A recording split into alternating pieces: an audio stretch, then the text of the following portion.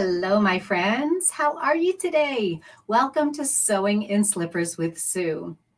Today, we're going to do some product evaluations on a few products that I've discovered recently, and I want to give them a little test run before I put them on my website. So I do have a couple limited quantities that we are going to be offering today at a discount, but these are going to be special order items from my website. So if there's something that you see that you like, let me know. We'll get you a special order on that product. Now, we're going to be talking about precision piecing a little bit today because I am an appliquer. I do loads of fusible applique, and I don't do a whole lot of piecing anymore. So I need to practice up on my piecing skills because I've lost a lot of the piecing skills I used to have. So I'm going to be looking at some products that will make piecing easier. And one of those products is the thread that we use. And I'm going to be also evaluating a new 12-inch wool and wood clapper system. So this is a wool pressing bar, and it also has the wood clapper on it. So you're going to hear a little crinkling because I'm going to open up this packaging. This is the first time I'm opening up this product because I want to evaluate it for all of you before I put this on my website. Now, I absolutely love the clapper that I have. And the clapper that I used is made by Tracy and Tim over at TNT Quilt Boards. But I'm going to be evaluating this new product, which is a wool rounded pressing surface. And you can use the wooden part as a clapper. Now, I want to talk about how this is going to be making our piecing easier. Now, another thing that really affects your piecing is the thread that you use. So I'm going to be looking at DecoBob today. We're going to do some piecing with DecoBob. We're going to use the rounded surface, the wool surface here to press our pieces. And then we're going to use the clapper to get those seams to be absolutely nice and flat. So I'm going to do a little demonstration for you today. And while I'm doing that, I'm going to be evaluating several different products. Now, last week, you might remember that we talked about making an applique block that will turn any 8-inch block into a 12-inch quilt block. And I'm going to be finishing up that project today. And while I am sewing that project, I'm going to be using the tools that we're talking about. Now, I have one more product to evaluate today, and it's a rotating mat. Now, many of you know that I have the Martelli rotating mat product on my website. So far, this is absolutely my favorite rotating mat. So I'll talk to you a little bit about the Martelli rotating mat, but I discovered another rotating mat by Off the Wall. So Off the Wall Quilt Products makes a different rotating mat, and the price is similar. So I'm not going to say it's a huge savings, but I want to see if the product is better or if it's not as good. So I'm going to open up my box for the first time here today, and we're going to make an evaluation of that product as well. Now, you know I love to do product evaluations here on Sewing in Slippers with Sue. I do a wide variety of topics from product evaluations to quilting demos. So this will be a little bit of both. We're going to do a little piecing demo, a little applique demo, and our product evaluations at the same time. So stick around. We'll be here for probably about 45 minutes or so as you watch me play with these products. And then by the end of the show, I should be able to make a recommendation for you on whether or not I like to use these products. Then I do a longer term evaluation. So you're going to see on my table behind me, I do have the Caterpillar Crafts board, and I also have my Caterpillar light that I was evaluating for the past couple of months.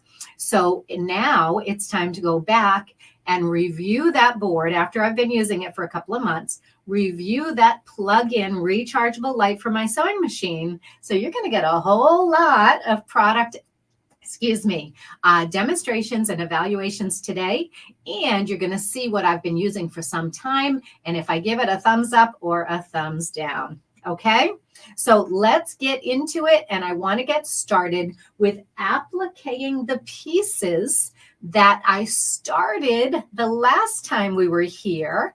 And let's see if I'm going to be able to. I was switching around cameras today and my computer didn't like it. In fact, it shut off altogether. So there we go. Good. It is going to work when I put my camera down on my sewing station. So give me a minute to get that slight adjustment done. And we're going to be talking about our threads a little bit today. When I'm doing my applique stitching, one of the threads that I love to use is the Tootie by Wonderfil. Tootie is a 50 weight cotton. It is a fabulous long staple cotton. There's no lint whatsoever. And I just adore the colors that the Tootie thread comes in. So I've got the Tootie thread on my sewing machine in the top thread. And then in the bobbin, I have Deco Bob, which is a nice, fine 80 weight thread that I put in the bobbin. Now I buy my Deco Bob bobbins in a package where they're already pre-wound for me. And I love these packages of the Deco Bob because it just makes things so easy. So why do I use Deco Bob in my bobbin? It's a wonderful thread that does a great job balancing any other thread that's on the top of your machine. So I'm using 50 weight variegated cotton on the top.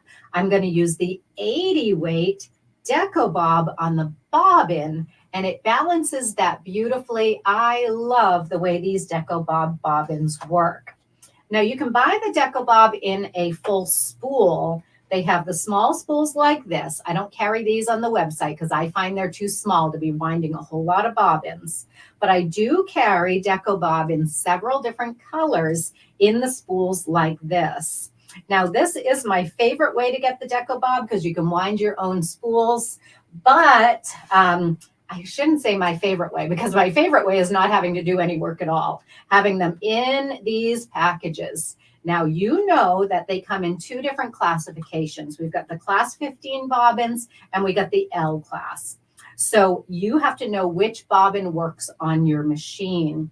We do have a printout from Wonderfil on which machines take which size bobbin. So you're going to find an option of two different sizes on my website. You've got to make sure you get the right bobbin for your machine.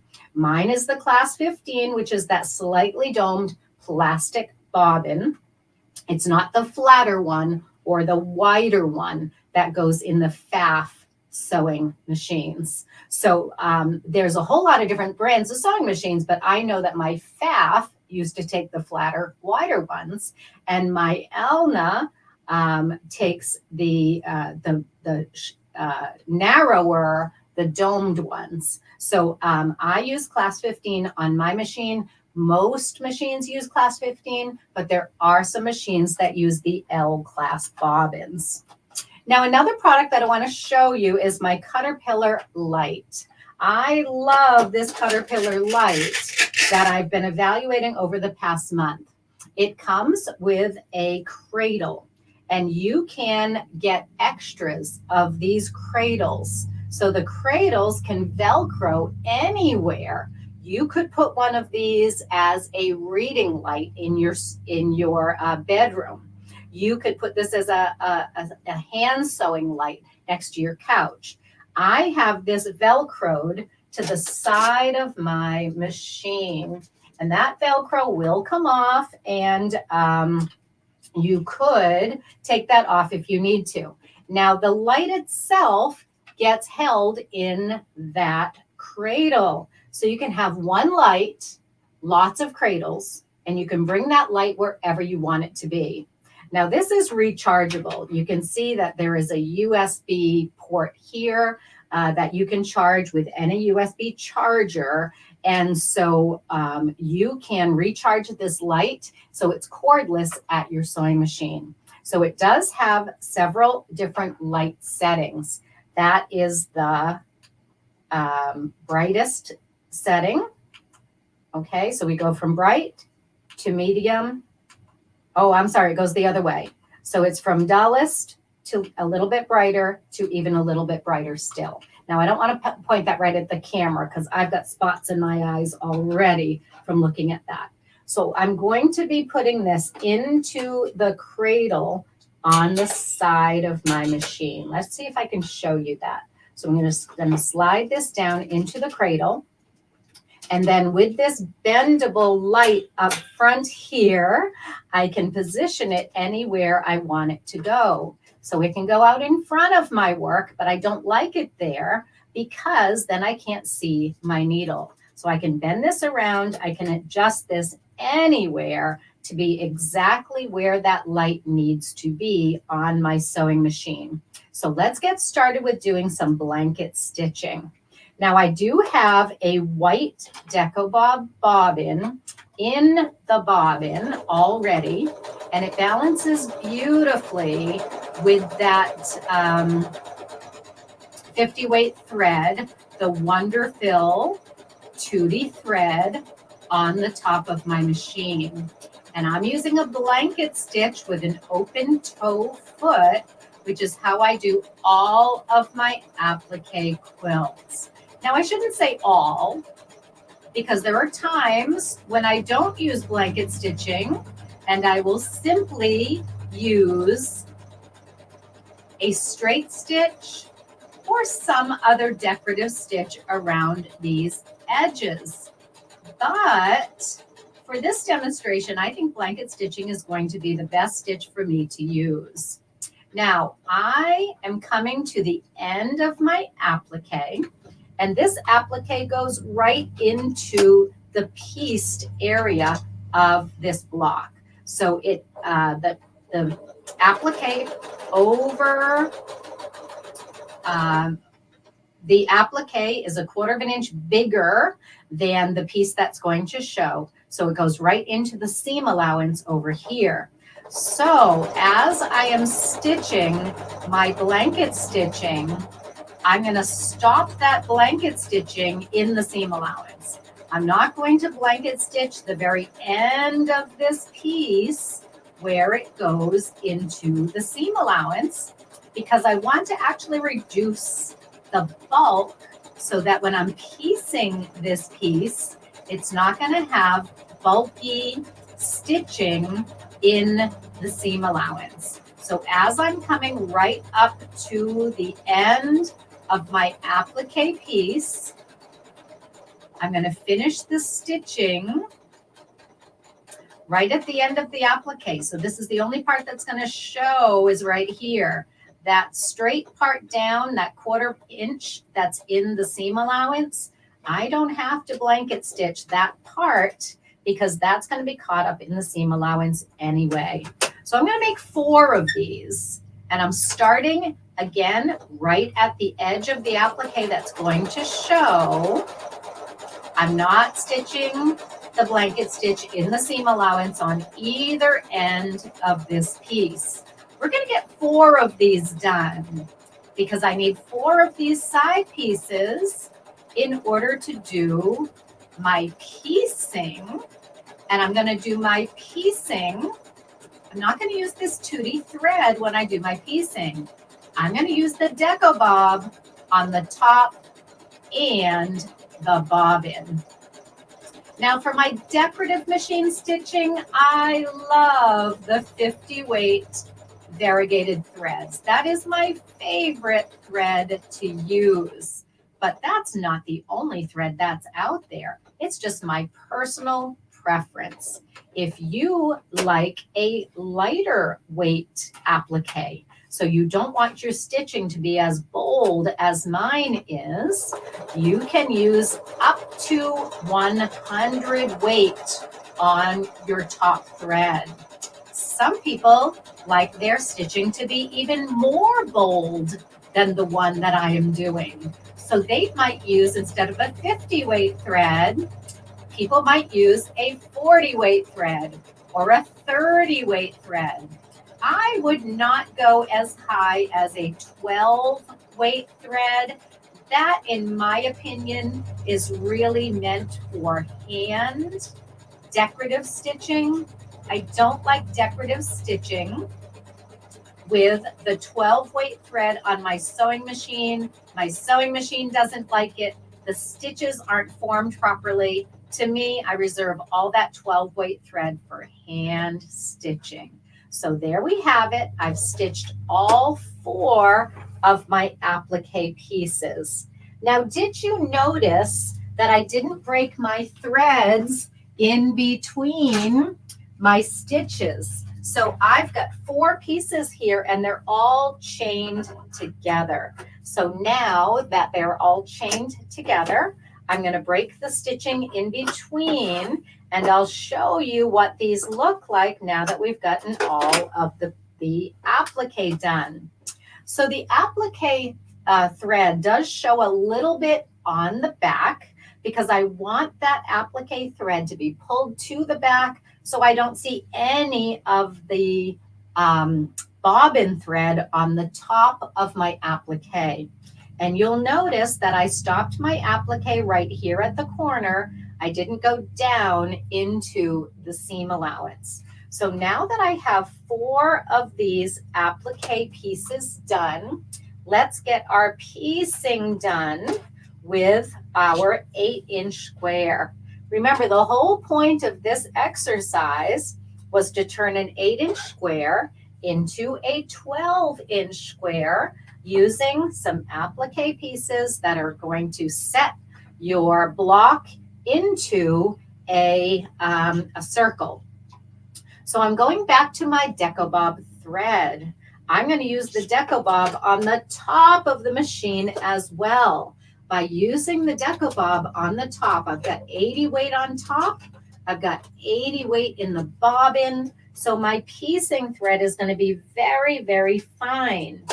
Because that piecing thread is so fine, my piecing seams are going to lay really, really flat when I iron these pieces together.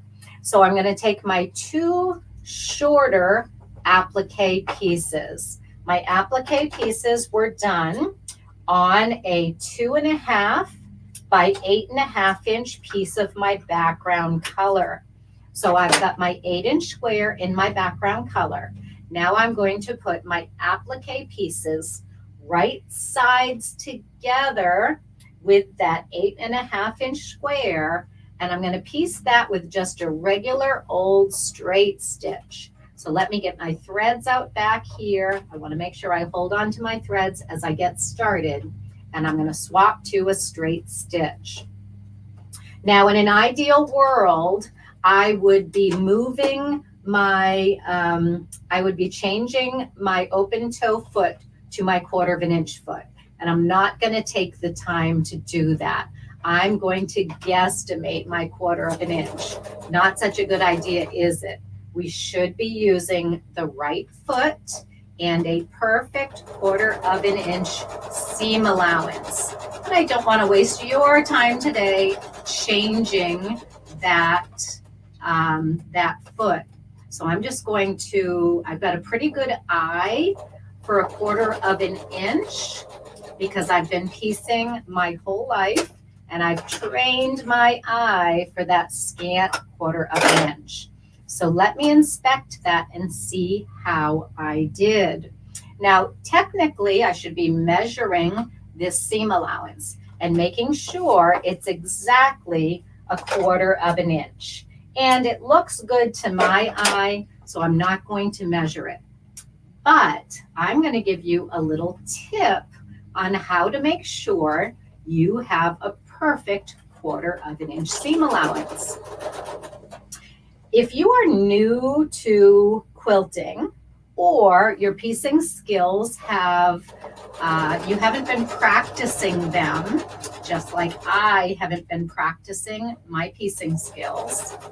A great thing to do when you first get started piecing is to take 3 strips of fabric. I would use 1.5 inch strips of fabric. Oh, I just broke my thread, but that's okay. Let me come back to you on the camera because I want to show you what I've just pieced together, and then we'll continue piecing the rest of this block after we've pressed our seams. So let me come back to you on my regular camera. Good. And what I've done is I've just pieced the 2 side pieces onto the 8.5 inch square. And then I'm going to be adding my 2 long pieces. Now, in order to do that, I need to be able to press these seams. And that's where this tool is going to come into play. So let's go ahead and press those seams. And I'm going to do that on my workstation. So you'll be looking down at my workstation. I've already got my ironing board, I've already got my iron set up there. And on my Caterpillar table, I have a tempered glass top. So that tempered glass top on the Caterpillar table is made for pressing. Now, we all know we will ruin our cutting mats if we try to press on a cutting mat. So we're not going to press directly on the cutting mat. We're going to put the tempered glass top right there on top, and I'm going to try to get that glare off the corner. And now I'm going to place this wool pressing mat right down on top here. Now, why would you use this wool pressing mat for pressing seams? The nice part about using a wool pressing mat for pressing those seams is that you're basically over pressing. By pressing on a rounded surface, instead of just pressing flat, you can press that seam open even more so than you would on a flat surface. By pressing on a rounded surface, you can over press that seam. What I mean by over pressing is it makes it bigger and more open than it would on a flat surface. So I'm pressing to one side right here, and I can absolutely use this tool to press to one side. So it's over pressed, meaning that when I lay it flat, it is super flat. Now on this side, I'm going to open up my seam because I want you to see what it looks like on the mat when you open up your seam. So I'm going to go ahead and just finger press with my fingernail, opening up that seam as I go. And then when I press that on that pressing mat, I'm over pressing it, right? I can roll that iron right over the seam so it is actually pressed rounded. So when I lay it flat, it is amazingly super duper flat. So you have to decide if you're going to press your seams to one side or you're going to press them open. For this project, I'm going to press my seams open. Now, normally, if I have applique on my piece, I like that applique to lay flat. So I normally press inward with my applique. So this blue applique piece comes right under here and it lays nice and flat. When I'm pressing open, I'm forcing this blue applique piece back under itself again. So there's a lot of bulk right here with all of that applique fabric. So you get to choose how you're going to press your seams, and I'm going to change my mind. I'm going to press away from the applique. So I'm going to repress this one, going away from the applique, because this is actually how I would press this seam in the real world if I were actually making this block. Now, typically, when I'm using this technique, I'm making a pieced block or an applique block here in the center. This block happens to be just a plain white square. That is not normally what I would be using.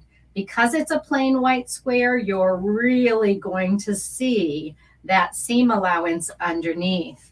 But remember, I'm here on a light table. So you're really seeing that, that seam underneath, right? Because that light is shining right up through it. But once you put batting and backing behind this block, you're not going to see that show through of the seam quite as much. So I want to press for ease of construction. I'm not worrying about that show through because that's going to get taken care of by my batting and my backing. So for ease of construction, in order for this piece to lay flat, you want the seam going in so you're not fighting that applique piece and trying to flip it back on itself where it's going to be harder to keep this laying flat.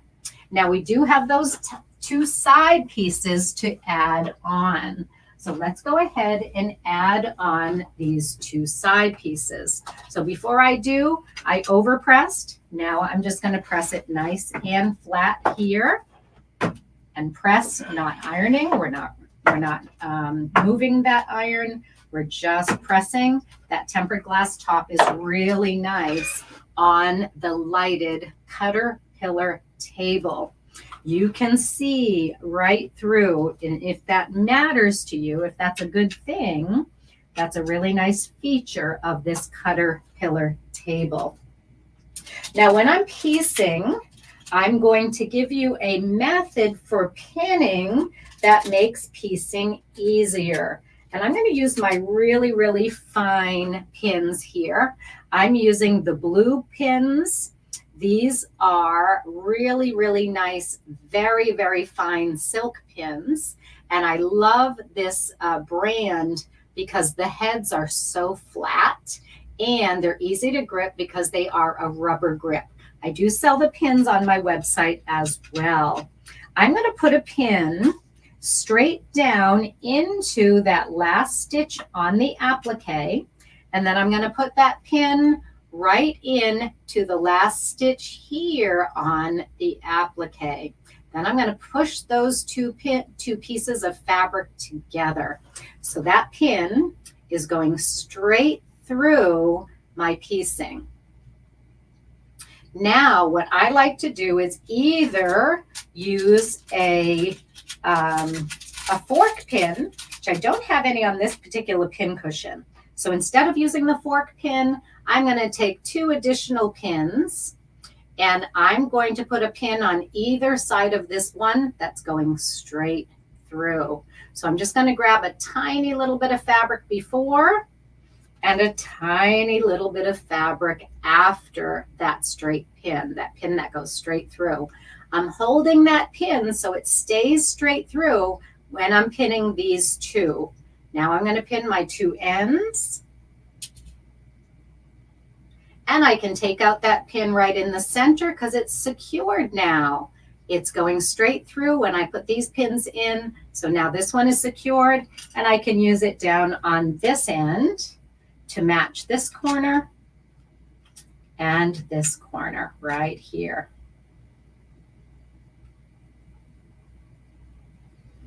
Okay, so I'm putting that pin straight up and down right through those two corners. Then I'm going to take a little bit before and after, another one right before and after. And now I'm going to put this pin right into my end. Now here we're talking about precision piecing, and I didn't take the time to put my 1/4 inch foot on. So what I typically would do, even if I have my 1/4 inch foot on the machine, typically what I will do is get 3 pieces of fabric that are 1.5 inches cut. Then I'm going to sew those together with that 1/4 inch seam I'm going to sew another one together with a 1/4 inch seam, and then the piece in the middle should measure exactly 1 inch from seam to seam. So I wouldn't do 3 pieces of green fabric. I would do a green, white, green, so that when I measure the center piece, it's going to measure exactly 1 inch. That's how I test my 1/4 inch seam first before I do any precision piecing. So let me come back to you again. And now that I have all the pins in, I'm going to go ahead and stitch. Do I always put all of these pins in? Absolutely not. But if you really want your piecing to be accurate, that pinning technique where you put your 2 corners together and then secure it with a fork pin, it's a wonderful method to get perfect precision points. Okay, I'm not going to take the time to do the second one that way. In fact, what I often do is I will line up the pieces the way I think they should be lined up, and then I'm going to pinch with my fingernail. I'm going to pinch and peek. So I'm going to pinch in there with my fingernail. I'm going to peek to make sure that if I pinch it just there where that seam allowance is, that those points are going to come together. And then if I'm confident that that's the case, I'm just going to stitch it.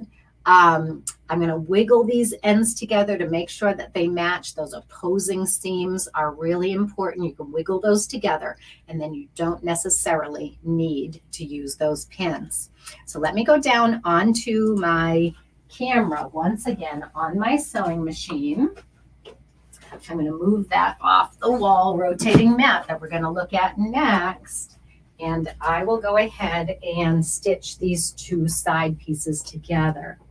Now, in the ideal world, I absolutely would have switched my, I unthreaded my machine here. Let me fix that. In the real world, I definitely would put on my, my 1/4 inch foot. And I would take the time to make sure that this thread is on a spool handler. I broke my thread because my thread is not on a spool handler, and it got wrapped around the spool pin. So what is a spool handler? Well, it's a product that's made by Wonderfil. It's a little plastic gadget that sits on your spool pin and has a thread guide on it. So it actually makes these spools much more easy to work with, and you don't risk getting your thread wrapped around your spool pin. So that thread handler by Wonderfil is a nice little product.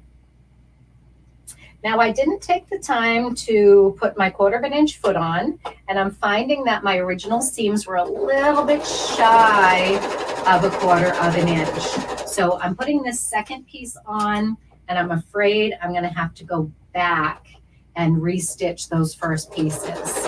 You really don't want to take any shortcuts when it comes to our precision piecing.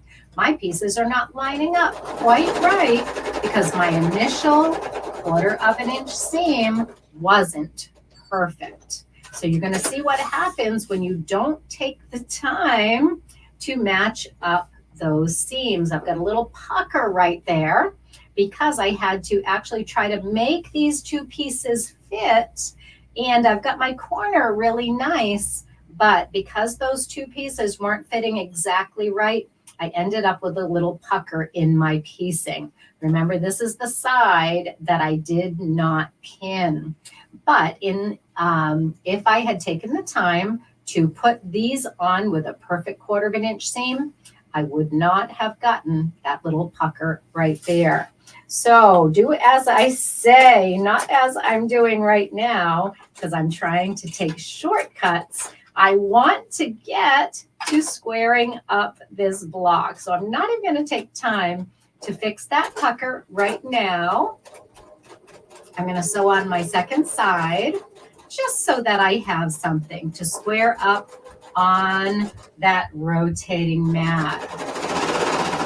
Same thing here. When I'm stitching, I generally take out my pins as I go. So what I do is I put my needle down right next to that pin and pull out the pin. Then I advance a couple more stitches by hand. I'll put that needle down right next to that pin, take out my pin, and now I can continue to the next pin.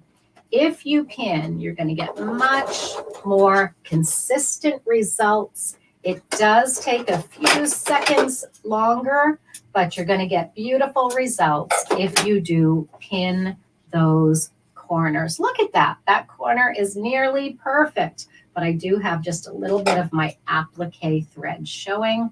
Let me clip that, and then we're ready to go. So I want to open up that rotating mat. So I'm going to put the forward-facing camera on instead of the overhead camera. I think you're going to be able to see me just right. Yeah, you can see the table just right here. And I'm going to iron those second two seams. So again, I want to press them in toward the center so that all of those seams are the same. And having that rounded woolen mat really makes that super, super simple. Okay, there's going to be a little bit of bulk here in the corners. If I had pressed in toward the center, it reduces the bulk because at least I don't have all of those applique pieces coming together here at the corner. I'm pushing them all in. So I've got a little bit of bulk right there at the corner where all of my applique pieces come together. I'm not going to worry about that right now. I'm going to say good enough. Now, it's not perfect. I really do need to restitch some of this, but I want to just move on to that rotating mat. Now, I love my Martelli rotating mat. It really is a wonderful quality mat. It's the one that I've been carrying on my website and selling at quilt shows for years.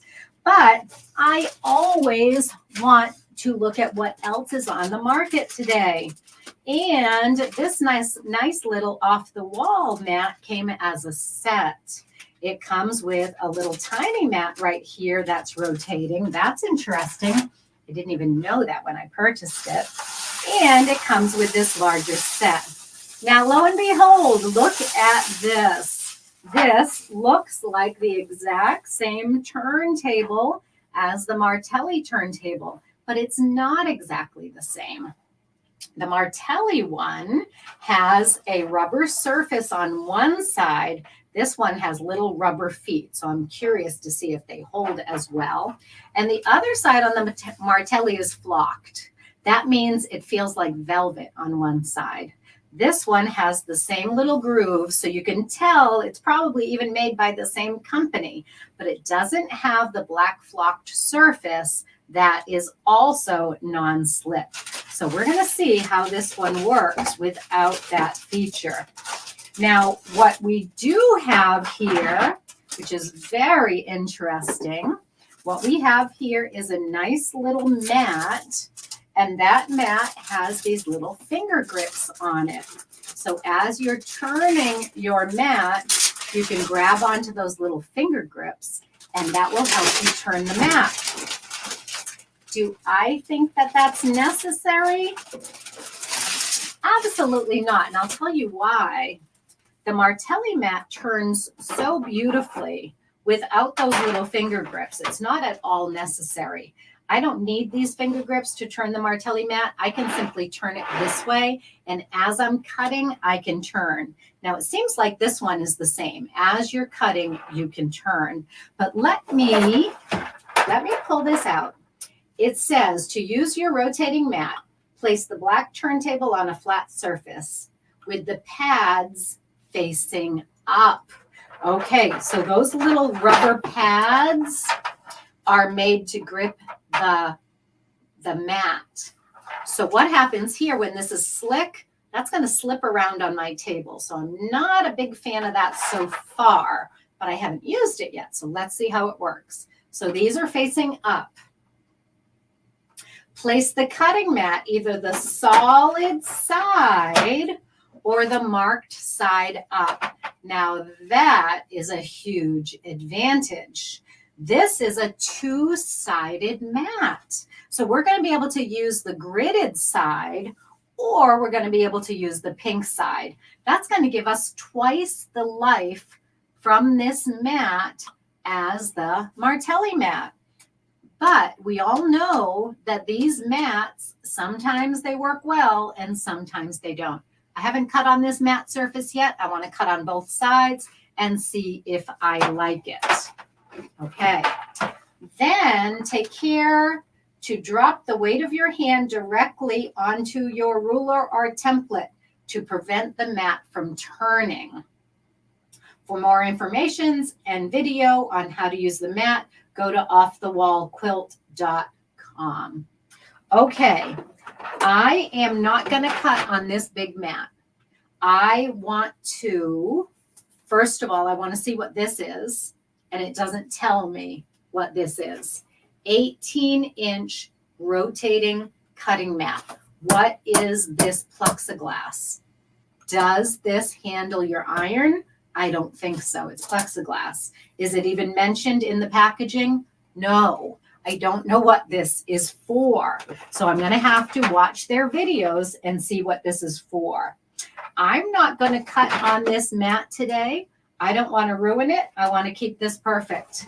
I have so many Martelli cutting mats already out of the packaging that I don't want to use another cutting mat. So what I'm going to do, I'm going to keep this one original. The big mat is going to be original. I want to make sure that I can resell that mat at a discount because I have opened it. I'm going to open up this little mat and I'm going to see what that cutting surface is like. We're going to see what this little mat will do for us. Now, this little tiny mat is tiny. It's not the kind of thing I would use for cutting with my Leaves Galore or my Hearts and More tools. However, I am curious to see how it would work for something like your Deb Tucker tools. When you have to use the Deb Tucker tools to do trimming all the way around a half square triangle, for example, or some other pieced block, this might come in really, really handy. So let's see. I want to test and see how this works. Okay, I can secure this just like the Martelli mat. It turns really easily, but it stops easily too. So I know that I can cut without this rotating on me. So I'm pretty happy with this little tiny version, but it has a different base than the big one. So I want to test out the base from the big cutting mat. Let's go ahead and put this base down. Now, remember, it says to put this down with the rubber grips facing up. So look what happens with the mat. It's going to move around, right? So if I put this mat on top, still don't know what this piece is for. If I put this mat up top, look what happens. The mat is much larger than the rotating base. Am I going to be able to cut all the way out here on the edge? No. I'm only going to be able to cut the size of this base. So Martelli has a mat that's exactly the same size as the base. So there's no wobbling here out at the edges. So that's something that I like already about the Martelli a little bit better. But quite honestly, I'm never cutting out here anyway. So that's not going to matter a whole lot. I cut right here in the center. So let's go ahead and put our square in the center. I don't know where I put my square quilt block. Here it is. Okay. So if I put this in the center, and I'm going to pretend that I'm going to cut. I'm not going to cut on this mat, because I don't want to ruin this mat. I want to be able to sell it to one of you at a huge discount so that if you need a rotating mat, this test sample can be yours. Okay. We're going to do a 25% discount on the products that I have opened today. So that means the gypsy pressing mat, I'm going to go ahead and sell that at 25% off, the one that I opened. This off the wall mat is going to be 25% off. I will put the prices in the comments, and the first person to say it's mine gets the 25% discount. Okay. So I'm not going to cut on these mats, but I do want to test and see how it's going to work. So I'm going to use my rotary cutter with it closed. I'm going to pretend I'm not actually going to cut. And if I'm doing a big old square here, I'm not really going to be able to cut over here on the edges. So even though the 12-inch square fits on this mat, it goes over the edges that are flimsy. So if I start cutting here, that is too soft and it's only going to cut nicely in the middle. I could even see my fabric moving over here because this is flexible. So I'm not going to be able to cut way out on the edge, but I would be able to cut in here, no problem whatsoever. So after I make a block like this, I'm then going to square up that block, and I'm just going to do this. I'm going to rotate around, but here, because I can't cut out towards the edge, I am going to have to move the block. Now, the same thing would be true with the Martelli mat.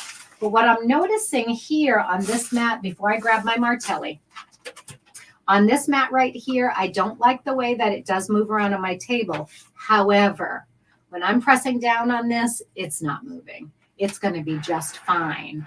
I can rotate it as I cut.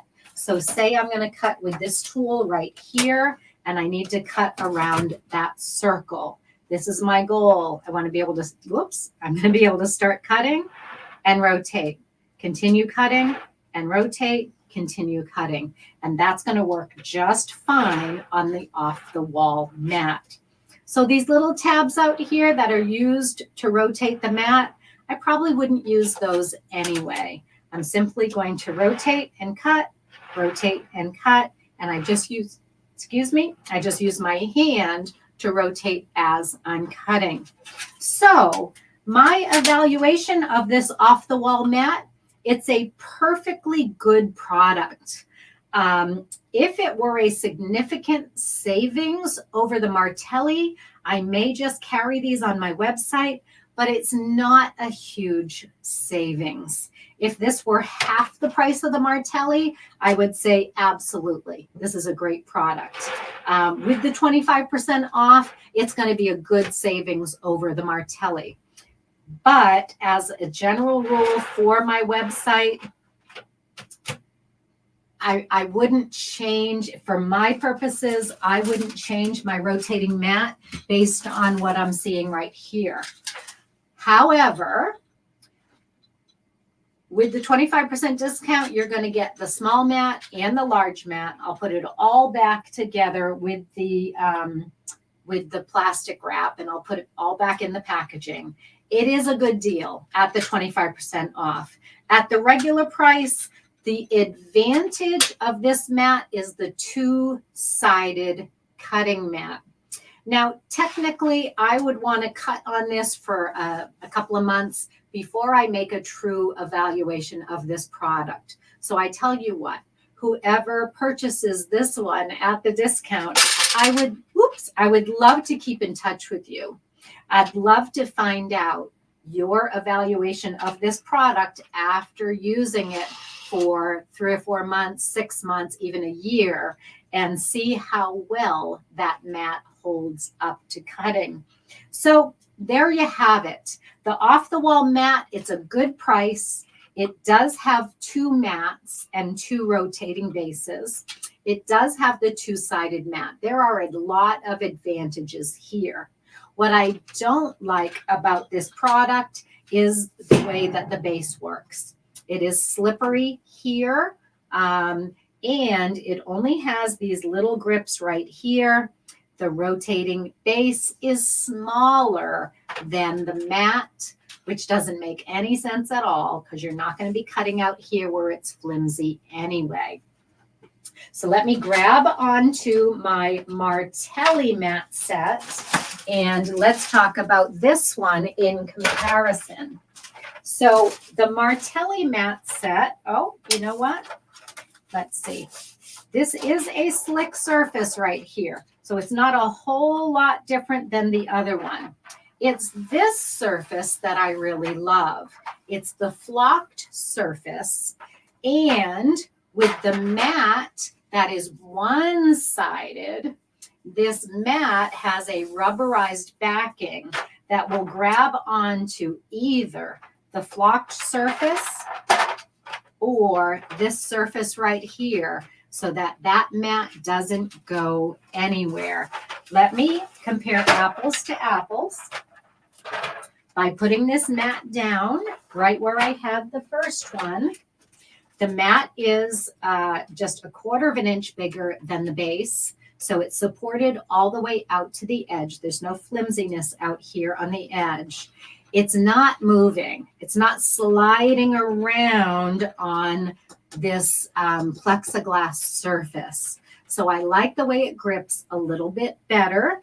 It's very easy to rotate, but the disadvantage is your mat. That mat has a lot of printing on it, and that printing has gotten really marked up over the years of using it. And I will say, I've been using this one for years. So all that marking, that paint coming off on the Martelli mat, that's after years of use. But the cutting surface is still wonderful. Even though it is marked up, it's not cut up to the point where it doesn't cut well. You can see a lot of scratches on it and a lot of marks from the cutting, but it still works beautifully. It is a self-healing mat, and it is a very different surface than the one that comes in the off the wall. Now, this one is also a self-healing mat. It is two-sided, which is a real advantage, and it's pretty hard. So I have a feeling it's going to work pretty well the same way as the Martelli mat. But until I've been using this for a few months or even 6 months, I really don't want to make an evaluation of the mat surface until we get some feedback from that person that's going to score this mat at 25% off. So what is the regular price on that mat? Let me take a look. I just looked it up today. It's $110 retail. We're going to do 25% off the one that I just opened up. If people would like to purchase that mat at regular retail, I will be absolutely willing to give you $10 off today. So it's a $100 purchase. But the lucky person that gets the one that I opened up, it'll be 25% off that $110 regular retail. Just say me, I want the 25% discount in the comments, and I will contact you and we'll get that straightened out. Now the pressing bar, I'm going to give $5 off the pressing bar today to anybody that puts pressing bar in the comments. The first 2 people, because I did take one out of the package. I'll put that back into the plastic wrapping. I've got one still in the packaging, but they're both brand new. I just tried them out here. They are $29.99 regular retail price. We'll do $5 off today off of 2 of them. So the first 2 people to claim their pressing bar in the comments, you will get that pressing bar for $24.99. Remember, I can special order these, so as many people as will put that in the comments, you will get your pressing bar, but the first 2 will get it right away at $5 off that price today. So for $24.99, you will get the pressing bar. Okay, I tell you what, I'll even do that for the special orders. So for anybody that puts pressing bar in the comments before I order this Friday, you will get the pressing bar at the $5 off as well. So for $24.99. All right. So those are my couple of recommendations for today. Now, I do want to review that we use the Deco Bob in our bobbin for piecing. What that does is, because it's 80 weight thread, it reduces the bulk. Typically, we piece with 50 weight thread. So that's a thicker thread, and it's going to be more bulky in our seams. So using the 80 weight thread is a wonderful way to piece your pieced quilts. Now, we do have Deco Bob on the website already. We even have a Deco Bob assortment pack. That's all the colors of the Deco Bob thread in one package of pre-wound bobbins. So go ahead and grab your assortment pack if you want to try it in all different colors, both for your applique. That's where I use all those colors. And then for the piecing. For the piecing, I use a few standard colors. I use gray, and I use white, and I might use beige. I carry all three of those colors, both in the full-size spools as well as in the pre-wound bobbins. So grab yourself some Deco Bob today, and your piecing is going to be beautiful. Now, I apologize. My piecing wasn't beautiful today, but when we're here on camera, things happen, and I can't correct those mistakes right away. But I do want to recommend the Deco Bob for piecing. I love the curved wool mat for piecing. And we didn't use the clapper on the back. And I just want to show you how that is used.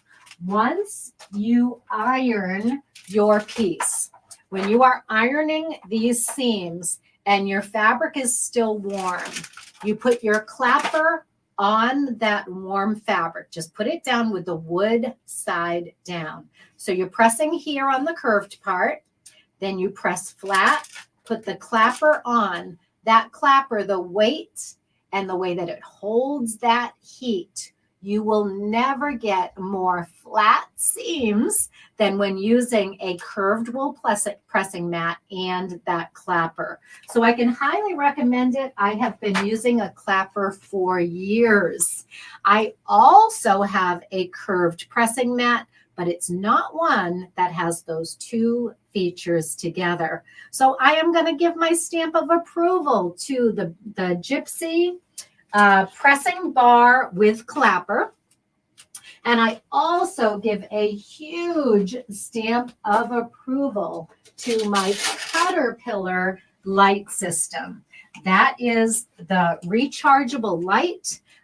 It comes with the cradle. You can buy additional cradles that you can put up anywhere in your home that you need an extra little light.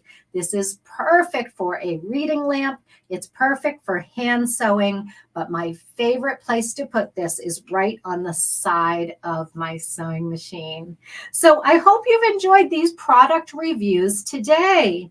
The Caterpillar products are already up on my website.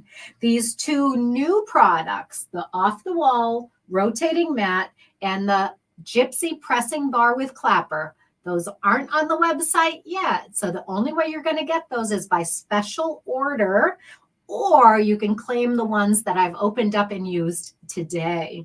So for the off-the-wall mat, we're going to do it's at the MSRP of $110. We'll do 25% off the box that I opened.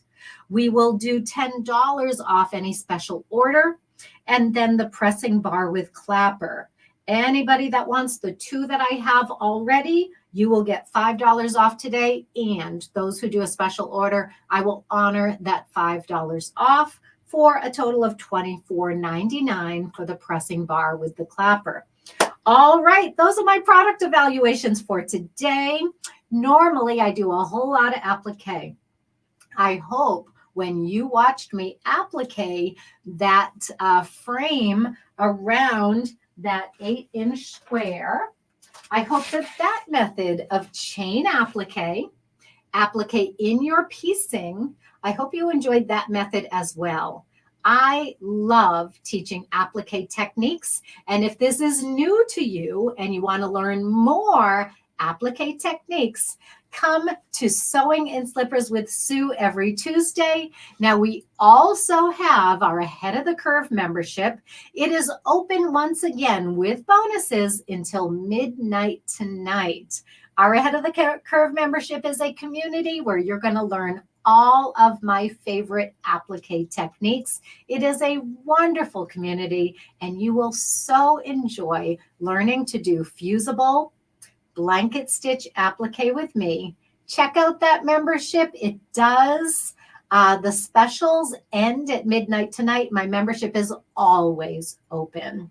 So if you want to come join us in Ahead of the Curve, you can do that by going to SuePellinDesigns.com. It has been so much fun spending my morning with you. I went way over time. I'm over by 5 minutes.